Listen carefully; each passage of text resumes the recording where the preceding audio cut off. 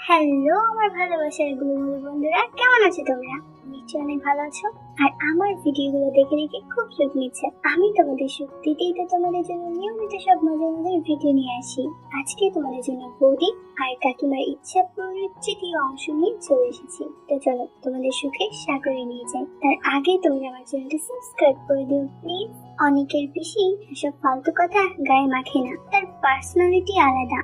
না শোনার ভান করে কথাটা ঘুরিয়ে দিলেন। অনেকও স্বস্তি পেল। তখন পিসি অনেককে একটা বুদ্ধি দিল, বলল মেহেদি লাগানোর দরকার নেই, তুই ছবি এঁকে দে ট্যাটুর মতো। এক কথায় বাজি মাত হয়ে গেল। সবাই এমন চিৎকার দিল যে বাসার ঘর থেকে দাড়ি টুপিওয়ালা এক চাচা এসে পড়লো, দিল এক ধমক, খামোশ। তখন সবাই চুপ। একজন গিয়ে রং তুলি ইত্যাদি নিয়ে এলো। অনেক ছবি আঁকা শুরু করলো। অনেক শুরুতেই বলে নিল ছবি সব জায়গায় আঁকা যায় না, দেখতে ভালো লাগে না। ছবি আঁকতে হয় হাতে, বাহুমূলে, গায়ে, বুকে এবং পিঠে। সবাই বললো আমরা রাজি। কণিকাদি হাসতে হাসতে বলল, অজিত স্পেশাল কেস হিসেবে শিলার গোপন কোথায় একটা ছবি এঁকে দাও। কথার সঙ্গে সঙ্গে হেসে উঠলো।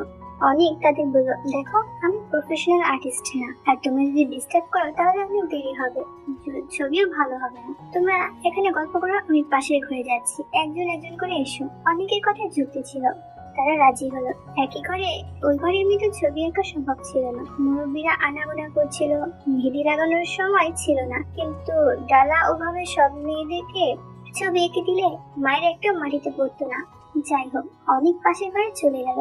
এটাকে আসলে ঘর বলা যায় না, অ্যাটাচড বাথরুম বানানোর কথা ছিল। শেষ পর্যন্ত প্যান কমোড না বসিয়ে একটা চৌকি ফেলে রেখেছে। কোনো জানালা নেই, শুধু একটা ভেন্টিলেটর, তাও বন্ধ হয়েছে কাঠবোর্ড দিয়ে। 40 ওয়াটের একটা বাল্ব আছে ঘরের, সাইজ অনুযায়ী যথেষ্ট, অনেক আলো হয়। পাশে একটা আলমারির নীল কাপড় চোপড় দেখে অনেক বুঝলো এই ঘরটি মূলত তারা কাপড় চেঞ্জ করার কাজে ইউজ করে। অনেক রেডি হলো।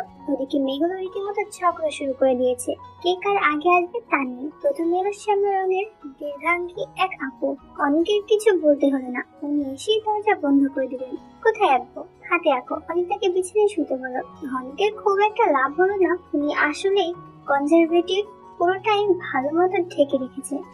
এতটুকুতে বুঝে গেল দেখতে মাশাআল্লাহ, খারাপ না। যাই হোক, অনেক ওনার বাহুদের ছবি এঁকে এলো। ওদিকে দরজায় টোকা পড়ছে। পিসি জিজ্ঞেস করলো, দরজা লাগানো কেন? অনেক বলল, ছোট ঘর, অনেক জিনিস, দরজা না লাগালে আমি বুঝতে পারি না, কপাটে হাত লেগে যায়, ছবি আঁকবো কিভাবে। কথা আসলে ঠিক। আর এত লোকের মাঝে দু একজন এই চিপার মধ্যে ডুব মারলেও মুরব্বী কিছু টের পাবে না। এটাও একটা বড় কারণ। মেয়েগুলোর বুদ্ধি একেবারে শাসানো, ভেঙে বলতে হলো না, এমনিতেই বসে গেল। এরপর এলো সালোয়ার কামিজ পরা, চশমা লাগানো এক সেই জিনিস। তুমি কোন ক্লাসে পড়ো? এইটে। ও মা, তাই নাকি? তোমাকে অনেক ছোট মনে হয়। অনেক মনে মনে ভাবছে এই কথা আর কত শুনবো। আপনি কি করেন? ও আমি আমি ফারজানা, মেডিকেলে পড়ি। ও, কাজ শুরু করো। ভালো কথা। আমার কিন্তু দুটো ছবি আঁকবে, ওদেরকে আবার বলে দিও না। আমি ফারজানা আপুর গালে একটা ছবি আঁকলো। দ্বিতীয় ছবিটা একটু বেকায়দা মতো আঁকতে হলো। একবার বলে এখানে তো আরেকবার বলে সেখানে, তারপর পায়ের একটু উপরে উড়ুতে আঁকতে বললেন। মুচকি মুচকি হাসছিলেন। নারীর সংস্পর্শে যে এত ভালো লাগে তা সে প্রথম টের পেলো অনেক। এরপর আরো 4-5 জনের ছবি আঁকলো সে, সবাই দুটো করে, একটা অবধারিত ভাবেই হাতে বা চেহারায়, বাকিগুলো কখনো উড়ু, কখনো পিঠে, দু একজন অবশ্য গভীরে আঁকিয়েছে। এরা খুব চালাক, অনেকে ওয়াদা করে নিয়েছে কাউকে যেন না বলে। আর সবাই বাইরে গিয়ে বসেছে, বলেছে একটাই ছবি নাকি। অনেক তাদেরকে এঁকে দিয়েছে, নিজের ছবির কথা কেউ জানেনি, বলেনি। অনেকে খুব শখ হচ্ছিল উভয় দুটোতে ছবি এঁকে দেওয়ার, কিন্তু কেউ যায়নি। অনেকেও সাহস করে বলতে পারেনি। যাওয়ার আগে শিলা আন্টি আবার আসতে বললো, কালকে আসিস, আমি ছবি আঁকবো। সবার আড়ালে একটা চোখ টিপ দিল। আর ফারজানা আপু এগিয়ে দিতে এলো। রাস্তা বের হয়ে বলল, তোমার আরো কাজ আছে? আমি আরো ছবি চাই। আর আমার কিছু বান্ধবী আছে মেডিকেল, তাদেরকেও এঁকে দিও। তোমার দিকটা আমি দেখবো, তুমি তো ডাক্তার। আমিও ডাক্তার, ফ্রেন্ডশিপ করবে? আমি তো অনেক বড়, এটা কোনো সমস্যা না, হাত মেলাও। অনেক হাত মেলালো। অনেক তখনও বুঝেনি তার জীবনের টার্নিং পয়েন্ট এটি। অনেক সবাইকে ছবি এঁকে দিয়ে নিজের বাড়ি ফিরে এলো। তাকে দেখে কাকি মুচকি মুচকি হাসছে। কাকি অনেককে বললো, যাও ফ্রেশ হয়ে এসো, অনেক খাটাখাটনি করে এসেছো। অনেক কাকিকে বললো, তুমি আমাকে কিছু খেতে দাও। খুব খিদে পেয়েছে। কাকি অনেককে বলল, কেন বিয়ে বাড়িতে কিছু খেতে দেয়নি তোমাকে? অনেক বলল, মুসলিম বাড়ির বিয়ে, দেখা গেল গরু কিছু থাকতে পারে, তাই খাইনি, তবে চা আর বিস্কুট খেয়েছি। অনেক ওয়াশরুমে চলে গেল।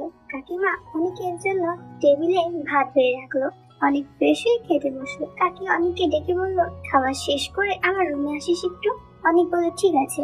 অনেক খেয়ে কাকির রুমে চলে গেল। গিয়ে দেখে কাকি একটা পাতলা পিনপিন শাড়ি পরে আছে, তার ভিতরের পোশাকগুলো দেখা যাচ্ছে। আসলে সবাই অনেককে ছোট মনে করে, তার সামনে নিজেকে ঠিকঠাক করা রাখে না। কাকি অনেককে বসতে বলল। কাকি বিছানায় বসা ছিল। অনেক ইচ্ছা করে কাকির পাশে গিয়ে বসলো। কাকি অনেকে বলল, কি শোনা, বিয়ে বাড়িতে নাকি খুব মেহেদি আর ছবি এঁকে দেওয়া হয়েছে, তো কোথায় কোথায় মেহেদি আর ছবি এঁকে দিলি? অনেক একটু লজ্জা পেল। কাকিমা অনেককে বলল, আর লজ্জা পেতে হবে না, আমি জানি মেয়েরা কোথায় কোথায় মেহেদি লাগাতে পছন্দ করে। কাকি বলল, এখন আমাকে একটু দিয়ে দে। অনেক বলল, আমার কাছে তো এখন মেহেদি নেই, কিভাবে দেব? কাকি বলল, এইসব নিয়ে তোকে ভাবতে হবে না, আমি আগেই এনে রেখেছি। কাকি উঠে গিয়ে বলল, দাঁড়া, দরজা লাগিয়ে দিয়ে আসি। অনেক মনে মনে ভাবছে কাকি কোথায় মেহেদি লাগাবে, যে দরজা লাগাতে গেল। কাকি এসে তার শাড়ির আঁচল সরিয়ে দিয়ে বলল, এখানে। অনেক যেন আকাশের চাঁদ পেয়ে গেল, কারণ অনেকের খুব শখ করছিল ওই দুটোতে মেহেদি লাগিয়ে দিতে, কিন্তু তা যে এত তাড়াতাড়ি পূর্ণ হয়ে যাবে তা ভাবেনি অনেক। অনেক দেখে পুরাই হাওয়া হয়ে গেল, এত সুন্দর দেখতে। অনেক একটা ঠোঁট দিল, তারপর কাকির ওখানে মেহেদি লাগিয়ে দিল। অনেক মাঝে মাঝে ইচ্ছা করে কাকি ওই দুটোতে ছুঁয়ে দিয়েছিল। কাকি অনেকের দিকে তাকালো। অনেক এমন একটা ভাব নিল যে সে কিছুই করেনি। তারপর সে আবারও ওই দুটোতে ছুঁয়ে দিল। কাকিও কোনো বাধা দিল না। তারপর অনেক ভালোভাবে কাকির পছন্দ মতো একটা ডিজাইন এঁকে দিল। কাকি অনেককে বলল, রাতে আমার রুমে আসিস, তোর জন্য একটা সারপ্রাইজ আছে। অনেক চলে গেল। অনেক নিচের রুমে চলে আসলো। অনেক বিছানায় শুয়ে মনে মনে ভাবছে ফারজিনা আপু তাকে কবে ডাকবে, কারণ মেডিকেলের মেয়েরা একটু খোলামেলা টাইপের। অনেক বিকালের দিকে তার বন্ধুদের সাথে বের হলো। তাকে সব বললো কিভাবে সবাইকে মেহেদি লাগিয়ে দিয়েছে আর তাদের কি কিসের দেখেছে। অনেক সন্ধ্যার দিকে বাড়ি চলে আসলো। তারপর রাতে খেয়ে কাকির ঘরে গেল। গিয়ে দেখে কাকি সাজুগুজু করে বসে আছে, একদম নতুন বউয়ের মতো সেজে। কাকি অনেকে দেখে উঠে দরজা লাগিয়ে দিল। অনেক ভয়ে ভয়ে তার কাছে এসে বসলো। কাকি অনেকে বলল, কি তখন তো খুব ছুঁয়ে দেখা হচ্ছিল না, না এখন ভালো করে ছুঁয়ে দেখো। শুরু হয়ে গেল অনেক তার কাকির ইচ্ছা পূরণ। তারপর একদিন ফারজানা আপু অনেকে তাদের হোস্টেলে ডাকলেন। ফারজানা আপু অনেকে ভিন্ন এক জগতের সদস্য করালেন। সে ঘটনা যথাসময়ে বলা হবে। তো বন্ধুরা, কেমন হলো আমার আজকের গল্পটি? আমি জানি আমার গল্পগুলো শুনে তোমরা খুব সুখ পাও। এমন সব মজার গল্প পেতে আমার চ্যানেলটি সাবস্ক্রাইব করে আমার সাথেই থেকো। তোমরা সবাই অনেক অনেক ভালো থেকো। Bye bye.